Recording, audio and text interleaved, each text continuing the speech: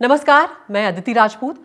पुणे के Porsche hit and run case में एक बड़ा अपडेट सामने आया। जुवेनाइल जस्टिस बोर्ड में आज इस मामले की सुनवाई हुई है, जिसमें बोर्ड ने ये कहा है कि टीनेजर आरोपी पर वयस्क की तरह मुकदमा नहीं चल सकता है। आपको याद होगा 19 मई 2024 का ये मामला है, जब पुणे के कल्याणी नगर में पोर्शे चला रहे नाबालिग वेदांत अग्रवाल ने बाइक सवार को टक्कर मार दी थी। इस हादसे में 2 इंजीनियर अनीश अवधिया और अश्विनी कोष्टा की जान चली गई थी। वेदांत का ब्लड सैंपल पुणे से ससून अस्पताल में जांच के बाद भेजा गया था और बाद में ये पता चला था कि ससून अस्पताल के जो 2 डॉक्टर्स हैं, उन्होंने पैसे के लालच में नाबालिग का ब्लड सैंपल और उसकी मां के खून से बदल दिया था और इस कारण ब्लड में शराब पीने की पुष्टि नहीं हो पाई थी। लेकिन जब बाद में इस मामले का खुलासा हुआ था, तब वेदांत की मां को भी इस मामले में गिरफ्तार किया गया था। तो पूरा परिवार एक तरह से इस मामले में किसी न किसी रूप में दोषी पाया गया था और सब पर कार्रवाई की गई थी। इस वक्त इस मामले पर बातचीत करने के लिए हमारे साथ जुड़ रहे हैं दोनों ही जो पीड़ित थे, इसमें अनीश अवधिया उनके पिता और अश्विनी कोष्टा उनके पिता। अनीश अवधिया के पिता हमारे साथ यहाँ पर जुड़ रहे ओम प्रकाश अवधिया साहब हैं। सर, शुक्रिया आपने वक्त निकाला हमसे बातचीत करने के लिए। और अश्विनी कोष्टा के पिता हमारे साथ सुरेश कोष्टा साहब मौजूद हैं।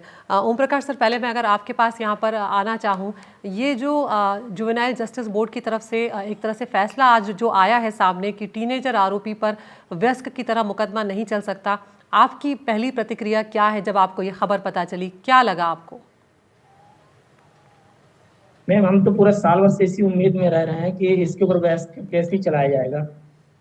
हमें ये उम्मीद है केंद्र सरकार इसमें जल्द से जल्द जो भी मतलब कानून बना सकती है बना लेगी। हमें ये उम्मीद था कि इस कानून बना करके इसमें फिर उस हिसाब से इसको एडल्ट केस चलाया जाएगा, पूरी उम्मीद में। जी, लेकिन जब ये फैसला आया तो कहीं ना कहीं निराशा हुई है? जी मैम, बहुत निराशाजनक है। हमें तो यही लग रहा है कि जैसे 2 लोगों को सस्पेंड किया गया था जेजे बोर्ड में, उसी तरह से ये भी चल रहा है। हमें तो इसमें उम्मीद बिल्कुल नहीं है कि हमें न्याय मिलेगा। हमें हमारे बच्चों को कहीं से न्याय मिलेगा, हमें उम्मीद नहीं है। जी, सुरेश जी, आपकी भी पहली प्रतिक्रिया मैं जानना चाहती हूँ, क्योंकि ऐसा सोचा नहीं था, क्योंकि जिस तरह से ये पूरा एक्सीडेंट हुआ था, वो लड़का शराब के नशे में था, हम जानते हैं वेदांत, और जिस तरह की हरकतें बाद में हुई, जो वीडियो सामने आया वो पूरे देश ने देखा था और पूरे देश में गुस्सा था जो कुछ भी उसने किया था। लेकिन जिस तरह के फैसले की उम्मीद यहाँ पर की जा रही थी वो नहीं हुआ है। आपकी पहली प्रतिक्रिया क्या है? आज जो फैसला आया है वो तो मेरे लिए दुर्भाग्यपूर्ण भी है, और पहले भी जो फैसला आया था वो भी दुर्भाग्यपूर्ण ही था। मगर ये फैसला सिर्फ मेरे लिए दुर्भाग्यपूर्ण नहीं है। ये कोर्ट ने जनता को ये मैसेज दिया है, जुवेनाइल जस्टिस बोर्ड ने जनता को मैसेज दिया है कि आपके बच्चे, आप उनको गाड़ी दीजिए, शराब पिलाइए और फर्राटे से गाड़ी चलाने दीजिए। बाकी कामों के लिए जुवेनाइल जस्टिस बोर्ड बैठा हुआ है। उसको एडल्ट तो ट्रीट कभी किया नहीं जा सकता। अब इसको ट्रीट करने के लिए, एडल्ट ट्रीट करने के लिए मैंने सब जगह अप्रोच लगाई। सुप्रीम कोर्ट को भी मैंने लेटर लिखा है कि उस बालक के कृत्य जो थे पूरे एडल्ट वाले थे, उस पर कुछ कार्रवाई की जाए। हाई कोर्ट मुंबई को भी लिखा और ये सेशन कोर्ट पुणे को भी लिखा, मगर साल भर तक तो कोई कार्रवाई हुई नहीं। तो ये तो दुर्भाग्यपूर्ण निर्णय मेरे लिए नहीं, पूरे देश के लिए दुर्भाग्यपूर्ण है। बिल्कुल। लेकिन एक तो मेरी बेटी चली गई, वो दुर्भाग्य। जी जी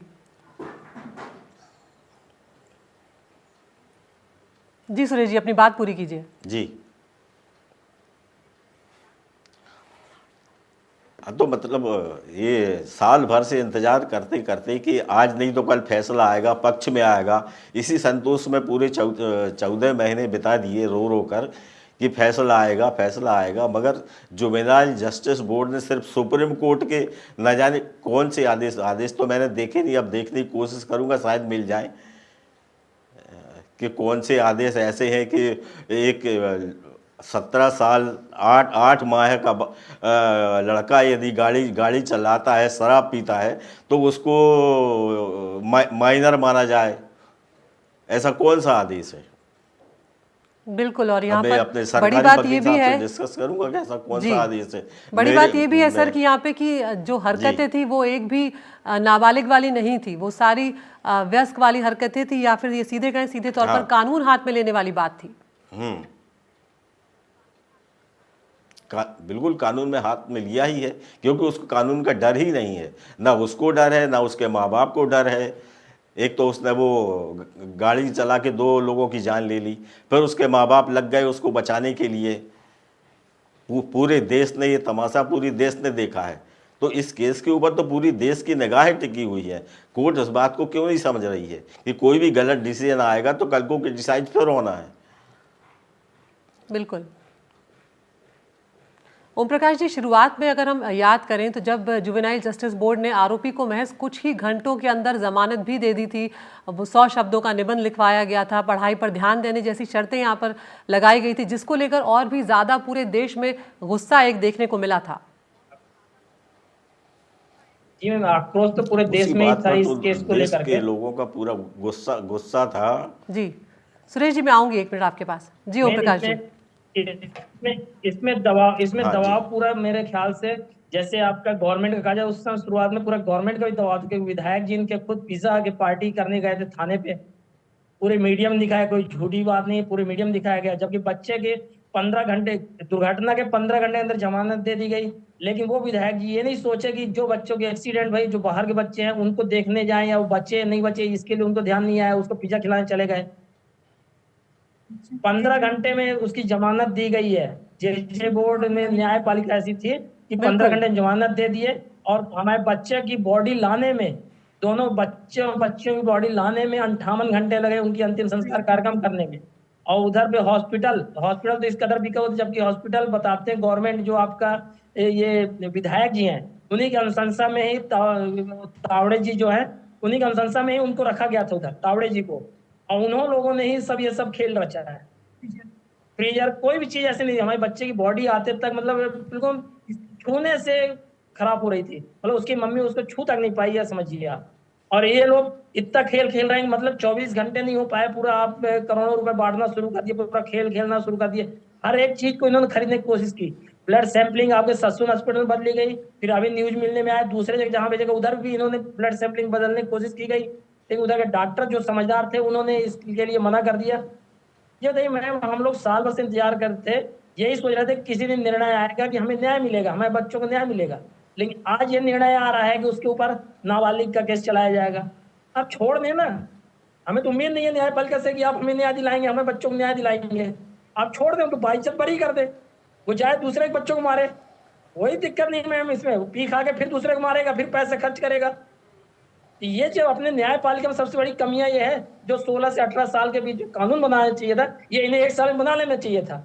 मैं तो केंद्र गवर्नमेंट को बोलूंगा, और आपके शिंदे जी जो मुख्यमंत्री थे उनको मैं दोषित करूंगा, मैं उनको भी दोषित करूंगा। फडणवीस जी थे, आज मुख्यमंत्री है, उनको भी दोषित करूंगा इसी चीज के लिए, जो 1 साल के लिए बोले थे फास्ट ट्रैक में केस चलेगा।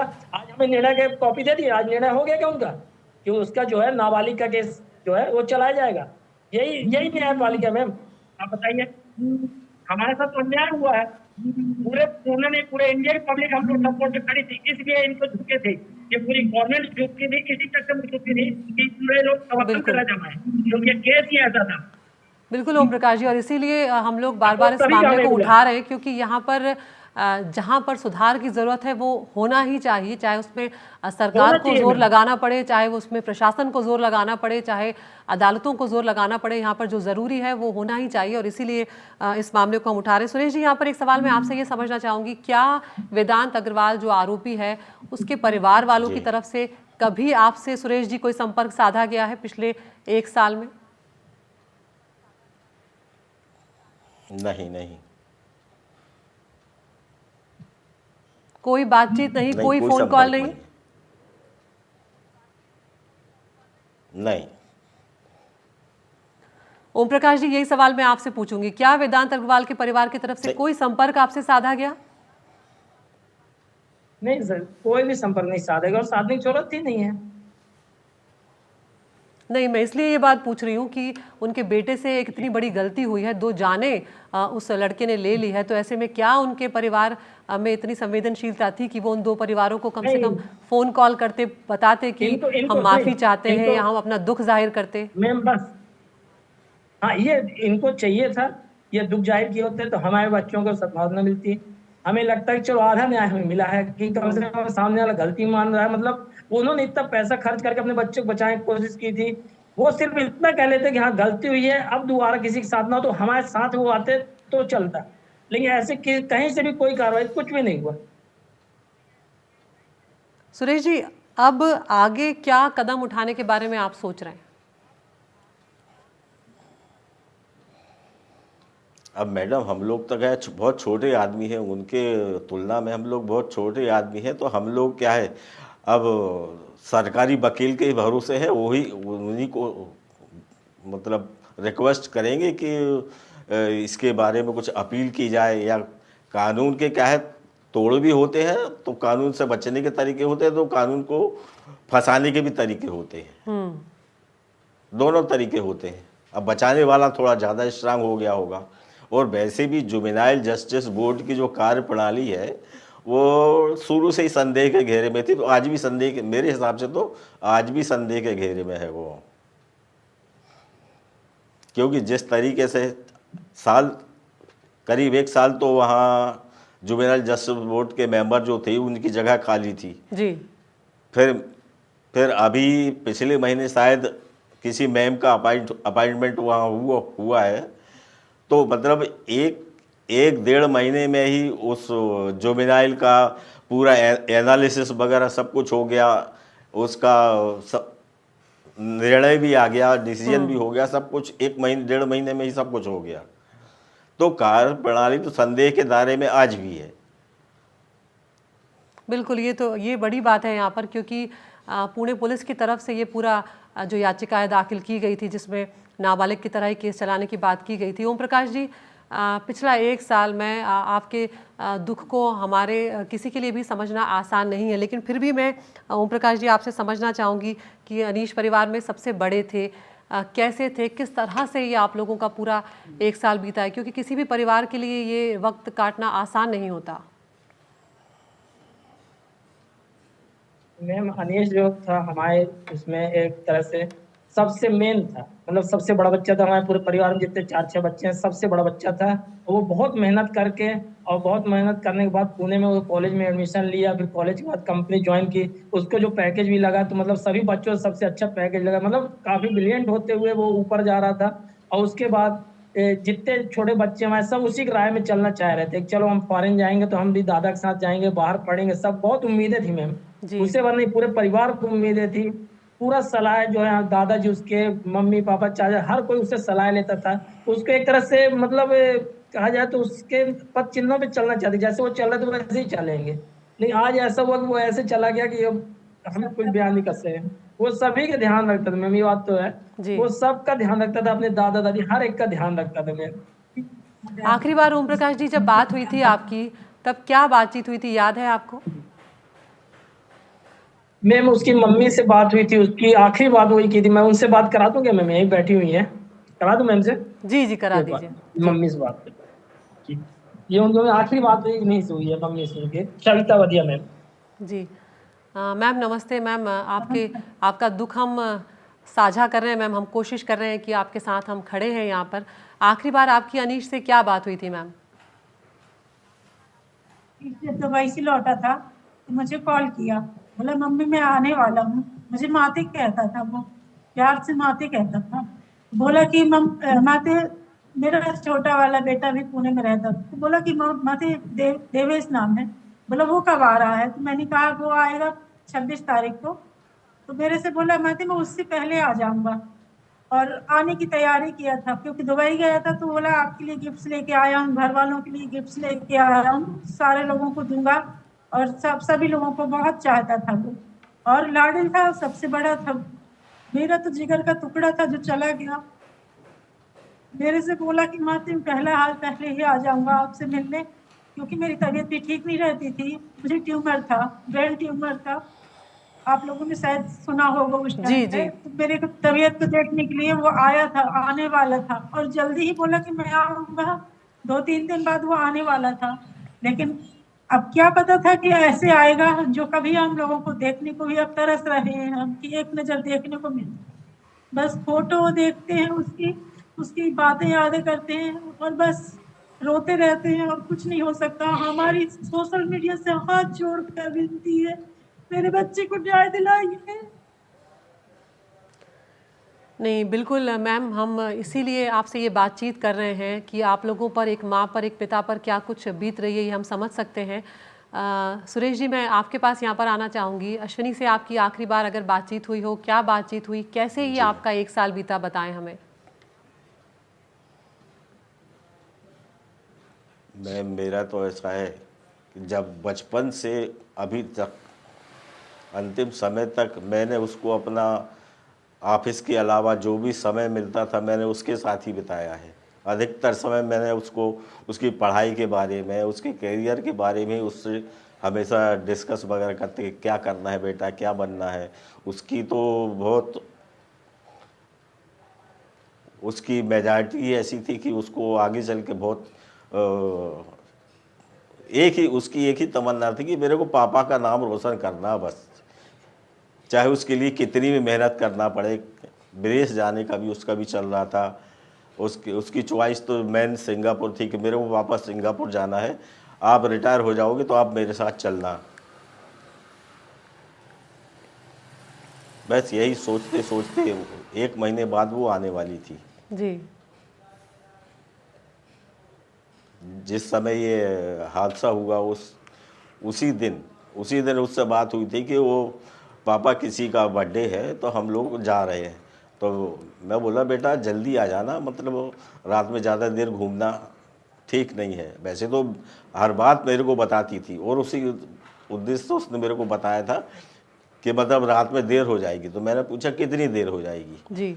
तो बोले पापा 1-2 तो बज ही जाएंगे। तो मैंने कहा नहीं बेटा, तो फिर कोई जाने की कोई ज़रूरत नहीं है। तो बोले नहीं पापा हम लोग 5-6 लोग जा रहे हैं। तो मैं थोड़ा निश्चिंत हो गया। जब मैंने कहा 5-6 लोग हैं तो डर वाली फिर कोई बात नहीं है, तो मैंने भी उसको परमिशन दे दी। बिल्कुल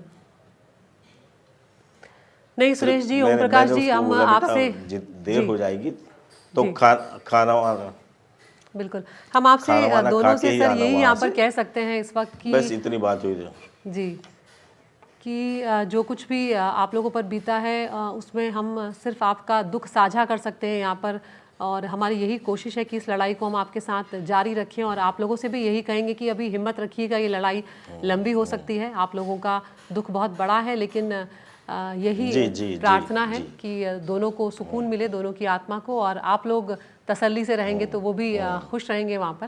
तो इसलिए इस लड़ाई को अभी जारी रखेंगे, और आप लोगों ने, दोनों ने वक्त निकाला, इसके लिए आप दोनों का बहुत बहुत शुक्रिया। जी। तो इस मामले में हमने दोनों पीड़ितों के पिताओं से बातचीत यहाँ पर की है। उनकी माँ भी यहाँ पर जुड़ी, अनीश अवधिया और अश्विनी कोष्टा के परिवारजनों का यही कहना है कि वो न्याय के इंतज़ार में अभी भी बैठे हैं, और सरकारों से उनका यही कहना है कि इस तरह का उदाहरण पेश किया जाए इस मामले में कि आगे से इस तरह के मामले ना हो, और जो माता पिता रसूख वाले हैं या अपने बच्चों को कम उम्र में गाड़ियाँ देते हैं, उनके लिए एक सीख, एक नज़ीर ये मामला बनना चाहिए।